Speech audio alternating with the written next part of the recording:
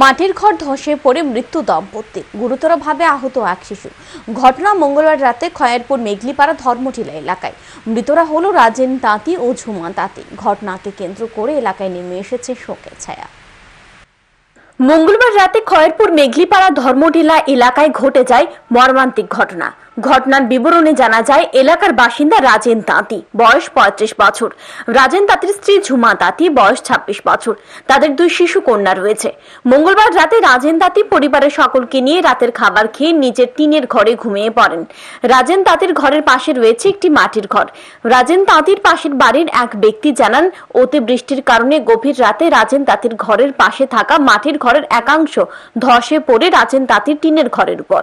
এতে করে ঘরের অভ্যন্তরে ঘুমন্ত অবস্থায় রাজেন তাঁতি, তার স্ত্রী ঝুমা তাঁতি ওই দুই শিশু কন্যা মাটি চাপা পড়ে যায়।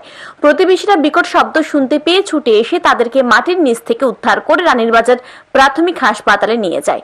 সেখান থেকে তাদেরকে রেফার করে দেওয়া হয় জিবি হাসপাতালে। জিবি হাসপাতালে নিয়ে আসার পর চিকিৎসকরা রাজেন তাঁতি ও তার স্ত্রী ঝুমা তাঁতিকে মৃত বলে ঘোষণা করে দেন। তাদের ছোট মেয়ে আশঙ্কাজনক অবস্থায় বর্তমানে জিবি হাসপাতালের আইসিইউতে রয়েছে। তারা খাটটার নিচে একদম মাটির নিচে চাপা হয়ে গেছে।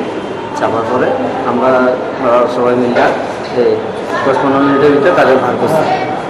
শুধু একজনেই, যে বড় 13 বছরের মেয়েরা তাই নিয়ে মা করে চিলাইছে, আর যে ছোট্ট শিশুরা তাই বাবা ছিল।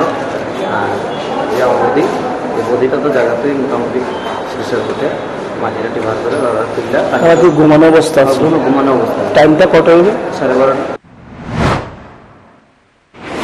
বুধবার জিবি হাসপাতালের ময়না তদন্তের পর মৃতদেহ দুটি পরিবারের লোকজনদের হাতে তুলে দেওয়া হয়। ঘটনাকে কেন্দ্র করে এলাকায় নেমে এসেছে শোকের ছায়া। Bureau report, news today.